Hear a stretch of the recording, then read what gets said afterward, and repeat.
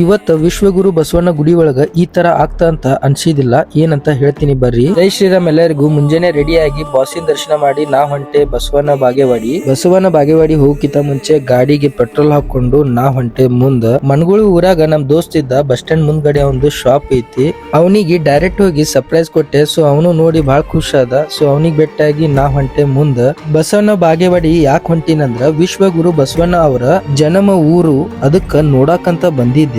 ಬಸವನ ಬಾಗೇವಾಡಿ ಊರಾಗ ಈ Basaveshwara temple 11th century ಒಳಗೆ ಕಟ್ಟಿದ್ದಾರೆ. ಇದು ಪೂರಾ ಗುಡಿ ಕಲ್ಲಿನಿಂದ ಕಟ್ಟಿದ್ದಾರೆ. ಗುಡಿ ನೋಡಿ ನಾರೇ ಶಾಕ್ ಆಗಿದ್ದೆ, ಯಾಕಂದ್ರ ಅದರ ಡಿಸೈನ್ ಅಷ್ಟ ಮಸ್ತ್ ಇದ್ದು ರೀ.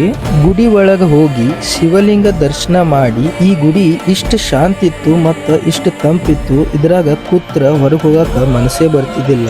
ಅಂಡ್ ಟೈಮ್ ಹೋಗಿದ್ದು ನಿಮಗ ಗೊತ್ತಾಗಲ್ಲ. ಇದು ಗುಡಿ ಬಿಜಾಪುರಿಂದ 50 ಕಿಲೋಮೀಟರ್ ದೂರದಲ್ಲಿ ಐತಿ.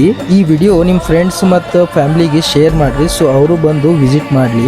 ಗುಡಿ ಹಿಂದ್ಗಡೆನೆ ಒಂದು ಗಾರ್ಡನ್ ಐತಿ. ಆ ಗಾರ್ಡನ್ ಒಳಗ ನೀವು ಟೈಮ್ ಸ್ಪೆಂಡ್ ಮಾಡಬಹುದು. ಅಷ್ಟ ಮಸ್ತ್ ಕ್ಲೈಮೇಟ್ ಐತಿ.